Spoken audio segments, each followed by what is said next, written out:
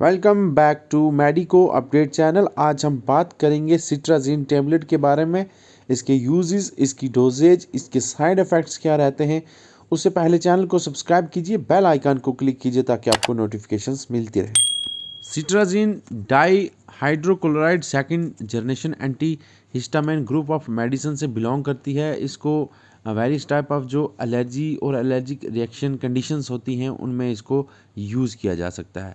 ये different brand name से market में अवेलेबल रहती है, जैसे ज़ायरीटेक, सिट्राजिन, ओकासेट, एलरेड और बाकी जो डिफरेंट एरिया के हिसाब से इसका डिफरेंट ब्रांड नेम भी मार्केट में अवेलेबल रहता है।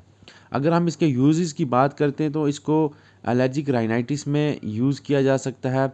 इसके अलावा रनिंग नोज़ में, उसके अलावा कंजक्टिवाइटिस में इसको लिया जा सकता है।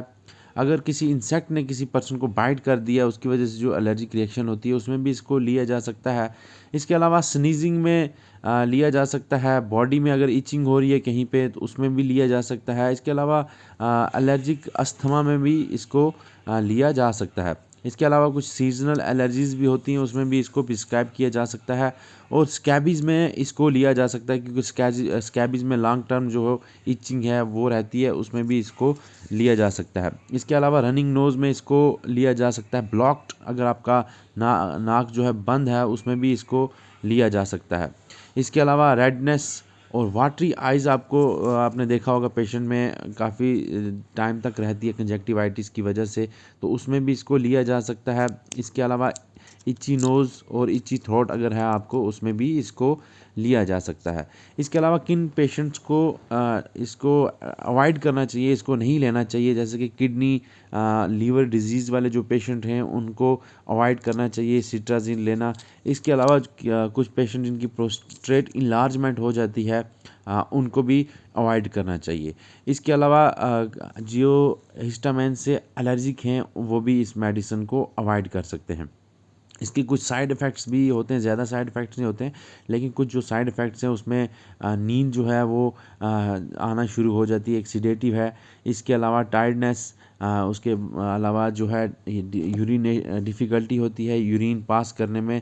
और जो चिल्ड्रन है अगर उनमें साइड इफ़ेक्ट्स होते हैं तो एब्डोमिनल पेन भी उनमें शो होता है। इसके अलावा अगर हम इसकी डोजेज की बात करें तो वो डिफरेंट एज ग्रुप में डिफरेंट डोज रहती है। जैसे कि अगर हम चिल्ड्रन की बात करें तो जो 6 से 11 साल के बीच में चिल्ड्रन हैं उनकी जो डोज़ रहती है वो 5 mg ओडी रहती है बेड टाइम, यानी रात को उसको लिया जा सकता है। इसके अलावा जो अबोव 12 है वो 10 mg पर डे एक टेबलेट रहती है बेड टाइम।